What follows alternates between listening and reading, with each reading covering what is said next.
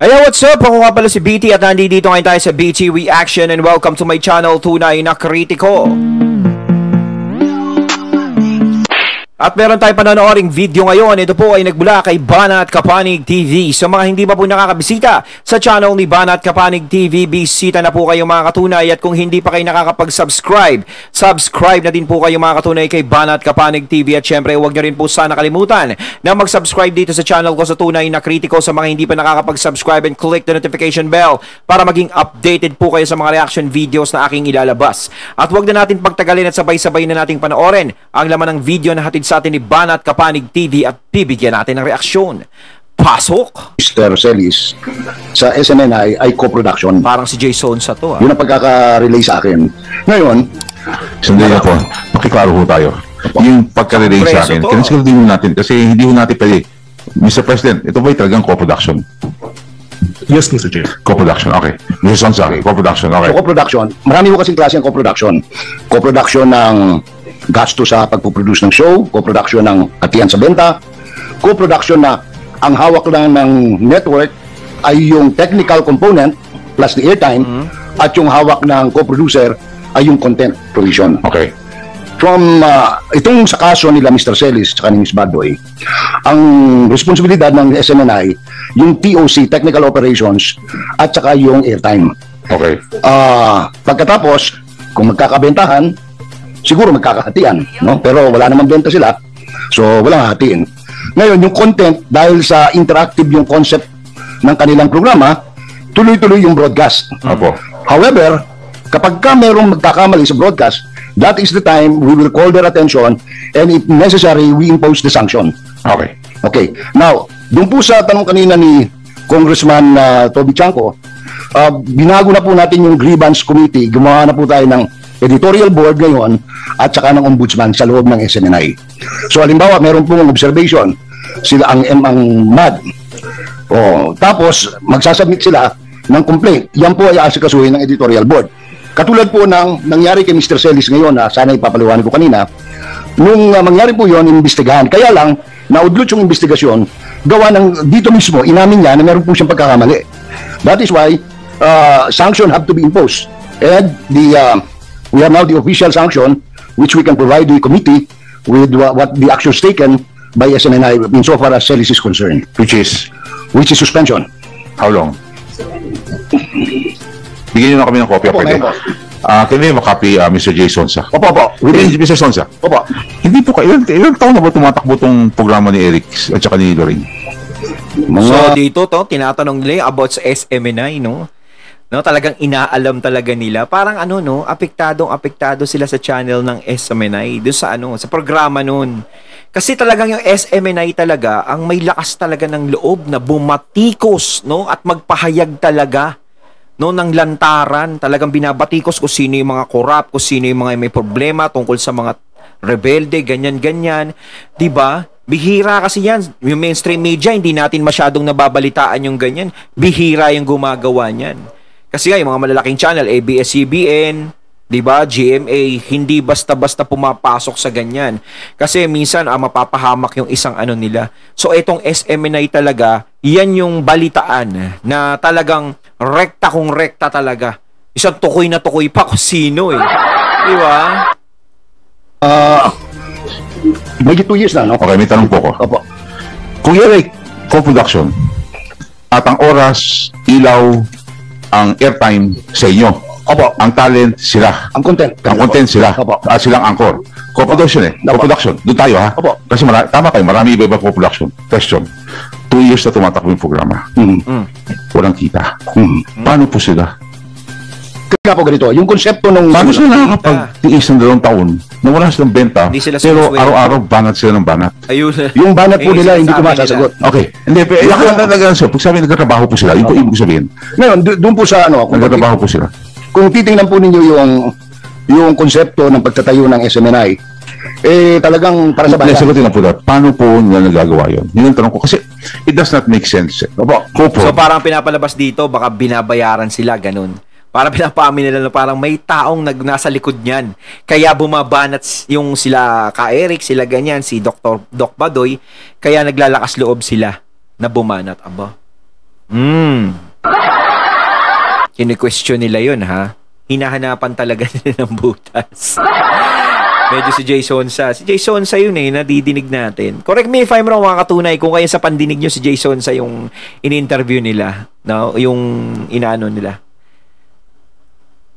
Si co-prod, pero sa kanila oras. Pag sa co-prod, hati Oras sa kanila, ilaw, lahat sa inyo, technical, sila talento at saka content. Yun lang. Opo. Okay? Kasi doon naman kayo nagtatago doon sa waiver. Alam ko naman kung sa kayo pupunta. Pero sige, doon muna sa issue ng co-prod. Na pinapalabas yung co-prod to, ergo, hindi namin sagutin kung anong sasabihin nila. Kasi co-prod nagtatago kayo. Hindi nyo tinawag black timer, hindi nyo tinawag iba. Ang sinabi nyo co-prod. Okay. Benta, hati. 2 years, walang benta. Sila po, wala po. In short, wala silang income. Opo. Hindi po kaya pinapasweldohan ng SMNI sila. Kaya nabubuhay sila mas walang revenue. Sweldo, wala akong alam ng sweldo. Okay. Kung honorario... SMNI, can you please answer? Kung sweldo ba sa inyo, hindi? Mr. Chair, point of clarification.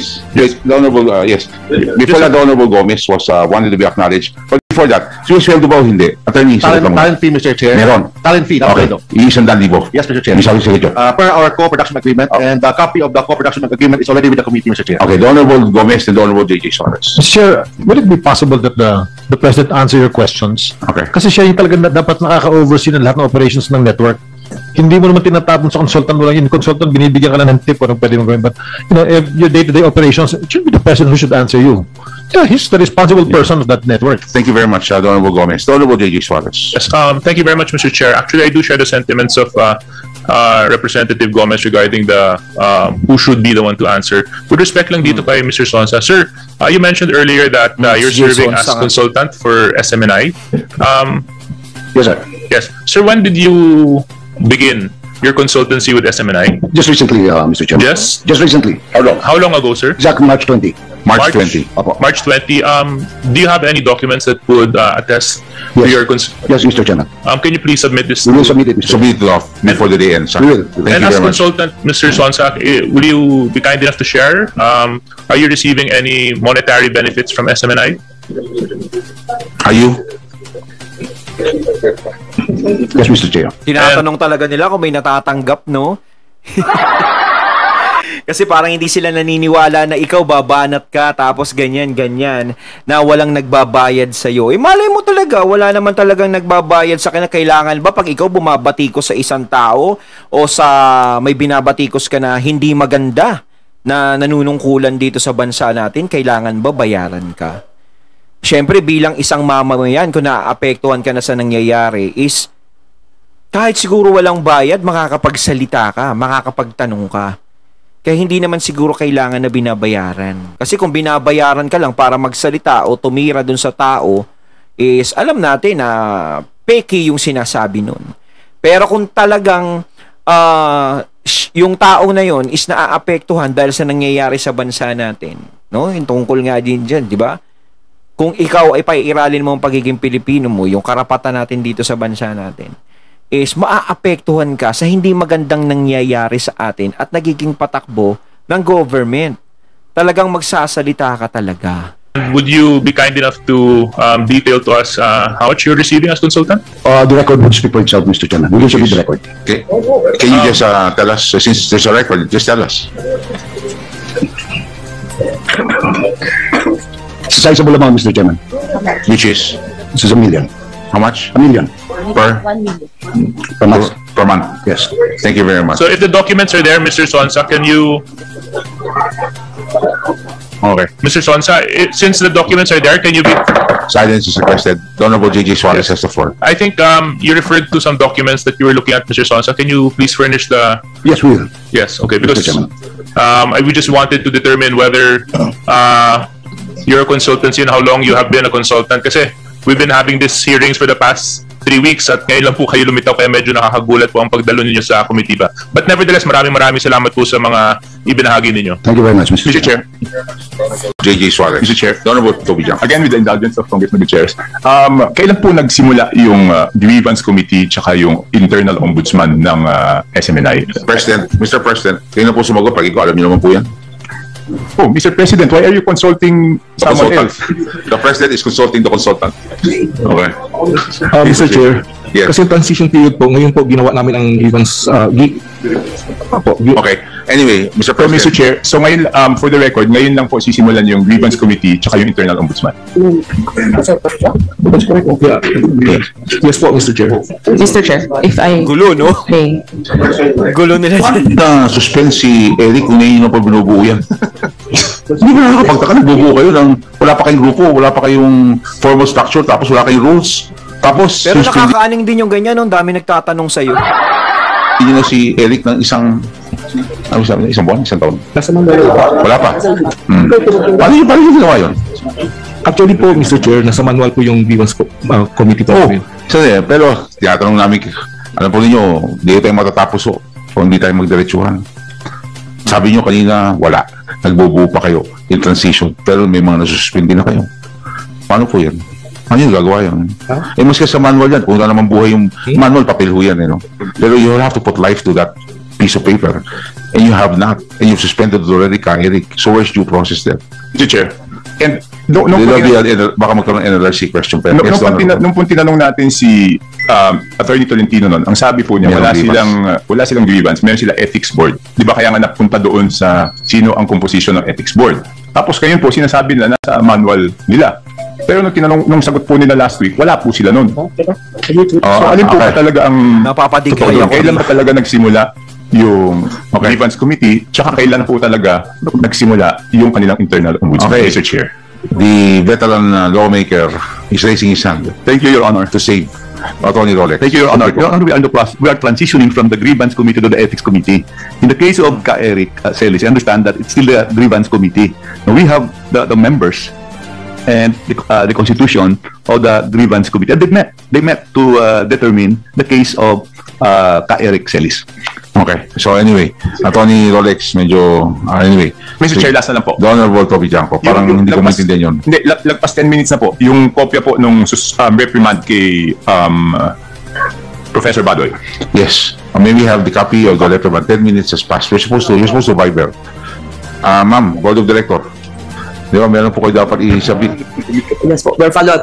Okay. Well, we will not, hindi natin tapos itong araw ito. Mr. Chairman. Pakibilang. Mr. Chairman. Yes, the Honorable Joe Paul. Wait. Mr. Chairman. Dami mga boss na The Honorable pumapasok. Ramon Gutierrez still has the floor. Are you done? Mr. Chair, not yet, but I You think should give way to everybody, but are you done? Pwede naman, Mr. Chair, my next line of questioning would be picking up from a previous question. So okay lang naman, Mr. Chair. I defer to the good... Yes, because we will have ready to go for the vote na of the resolution. That's why I'm just allowing all of this discussion for clarity. Ayun, at ating natong kaya ng video na nagbula kay Banat Kapanig TV. Ayan, ha? Tsaka si Jason sa kanina, no? Nagsasalita dyan sa Kongreso. No? Ang daming nag-aano sa kanya, nagtatanong. Hirap no, nakakalaki ng ulo yung ganun. Dami, iba-ibang boses naglalabot, tanong ng tanong.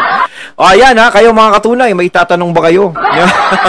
Ano masasabi nyo tungkol dito? Comment lang po kayo sa comment box. So once again, I'm BT and I'm out. Peace.